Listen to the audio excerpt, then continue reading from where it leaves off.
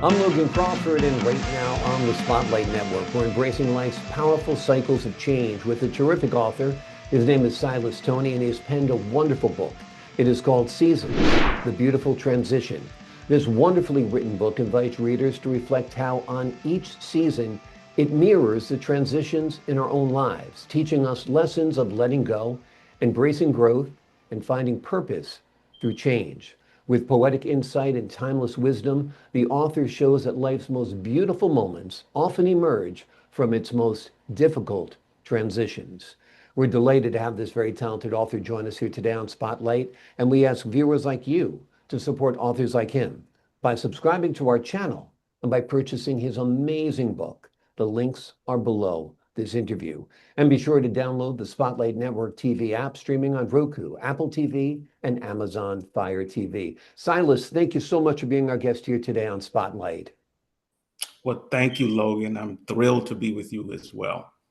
Thrilled to have you on the show. This book is wonderful, so insightful. How did you come up with the idea to personify the seasons as storytellers? Yeah, interesting enough, where I worked, I park as far away from the building as possible. So on the walk in early in the mornings is when a lot of these perspectives came to me walking into the building. And I've always noticed this play between the seasons. Um, Winter is not ready to let go, and yet spring is ready Yeah. and in warmth, and there's going to be some budding, and then frost comes. And so and I thought of it like, what are they doing? I mean, Mm. what wisdom is winter possibly passing on to spring? What conversations are they having? Are they dancing? No, what's going on? And so from that, these stories just emerged. They just Wonderful. emerged from just trying to like we have our favorite seasons, and we love when those seasons appear. I begin to think, well, what if the seasons also like when they appear?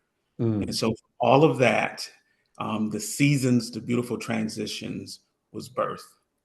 Wonderful. Beautiful idea, beautiful concept, and beautiful execution of that idea.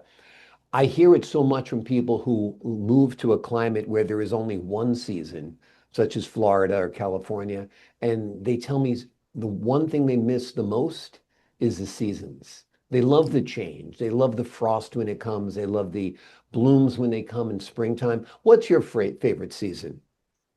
My favorite season is fall or autumn, Yep. but I just love it. That's something that happens around that time of the year.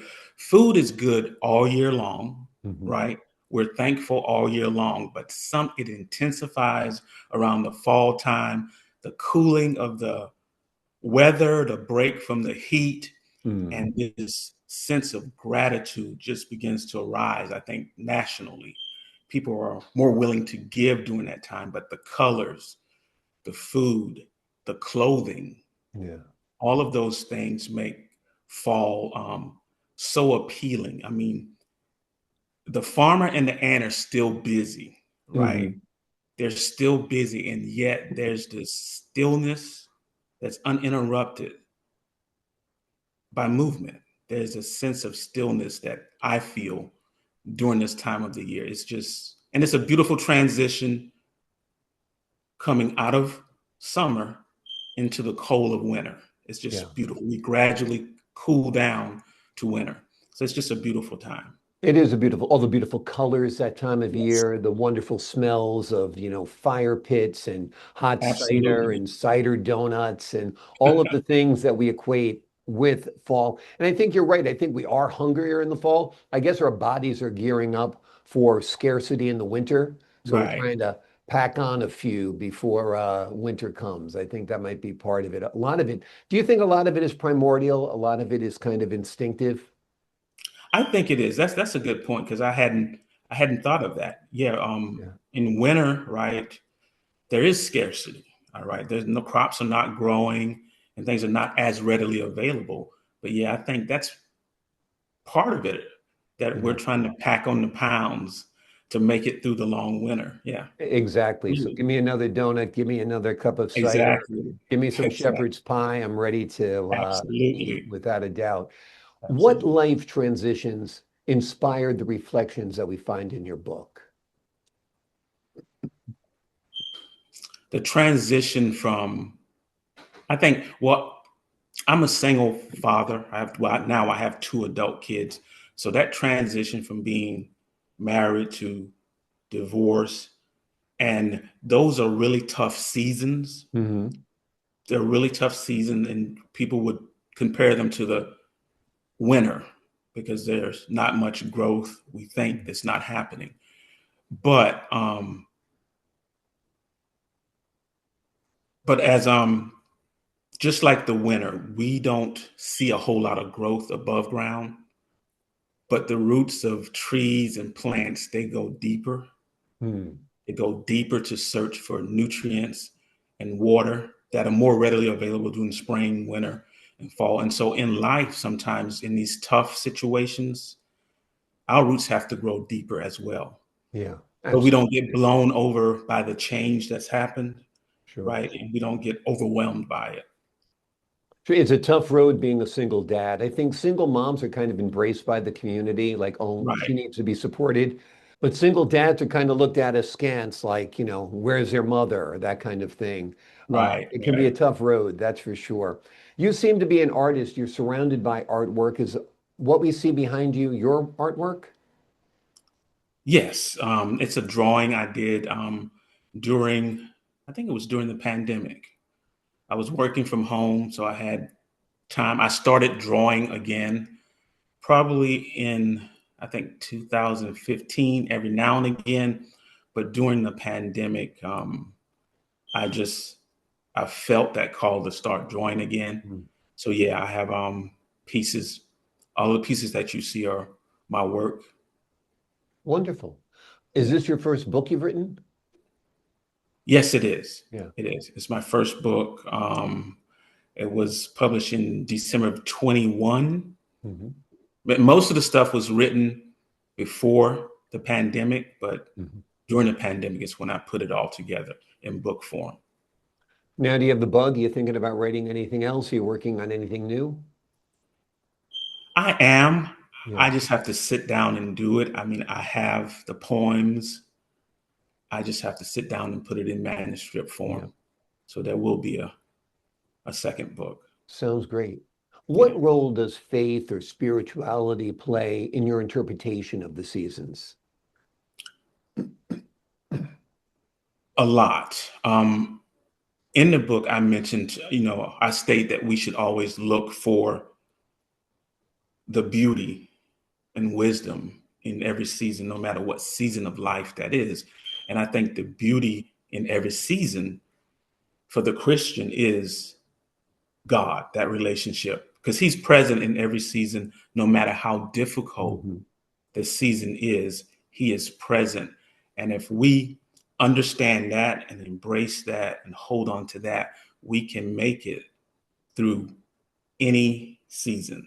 And every season Yeah. have those things that we don't particularly we're not particularly fond of. Here in North Carolina during spring, we love the blooming, the warming of the weather, but we also have Right. pollen that we deal with. So what are you going to focus on? The beautiful flowers or the pollen? Yeah, Choose what exactly. you give authority to. Choose your focus. It's going to determine your life. It's going to determine your perspective. It's going to determine your fulfillment and your happiness or your dissatisfaction and your anger.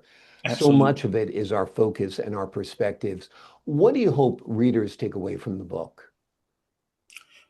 Just that again, no matter what season of life that they're in, and Mm. and no doubt there can be very tough seasons. Even in those very tough seasons, try not to be defined by the toughness of the season. I would say there is beauty in every season. If you're going through a tough time and you have people around you to help you, well, that's a beautiful thing. You're not Mm. going through it by yourself. Like we were just saying, just what you focus on really matters. And through this book, I really hope that people will grasp that idea that seasons don't last forever. Hmm. So the season you may be in now, it may be difficult or it may be a very good season, but there are transition periods. They don't last forever, and be willing to let go of what is not going to help you in the next season. Yeah, that's a great perspective. If you're in a bad season of your life, this too shall pass. The seasons are not Absolutely. endless. But if you're in a great season, embrace it, enjoy it, and Absolutely. realize it's not forever. And like when our children are very young, for example, we need to embrace those moments because, as you and I know, they're not going to be little forever, right? Absolutely. Yeah. They grow up so fast. And each of though even the unborn, that's a season of life. Mm. Infanthood, that's season. Toddler, preteen, teen, all of those are seasons of life. And like you just said, like you just stated, as parents, we have to really embrace those seasons because they don't last forever. Without a doubt, without a doubt. Yeah. It's funny, when you were talking before, I was thinking of the biblical quote about the seasons. I don't really remember it verbatim, but it's basically for everything there is a season, there is a time. There is a time of change, there is a time to love, there is a time to embrace, there is a time to enjoy. In fact, I think there was a song based on that biblical passage as well. Right. And it's very, very true. There is a different season or many, many different seasons in all of our lives. And there are ones that we want to push away and ones we want to embrace. And we're lucky if we have more seasons that we want to embrace than the ones that we want to push away, right? Absolutely. And I think if we really sat down and took inventory, we would find out we have more that we would want to embrace than we Yeah, would want to push away. It can exactly. seem unbound, it can seem the other way around, but if we really were to take inventory, we would find that we have so many more blessings than Sure. not. Exactly, exactly. And again, it's perspective, whether you Right. focus on the negative or the positive. Was there a favorite passage in the book when you were writing it or after you read it that you're like, wow, I really like that I created this? Does anything come to mind at all? I know it's like asking you to choose among children because you love every word on the pages written in this beautiful. Right, right, right. Wondering if Let there me refer was. to my book real quick here. Sure. There is. I think I think in the Mm. preface of the book, what I just kind of give a basic. I was just reading it again last night. I was just giving a basic outline of what the book was really going to contain, and I was reading over that, and I just love the differences in the seasons, um, the things that.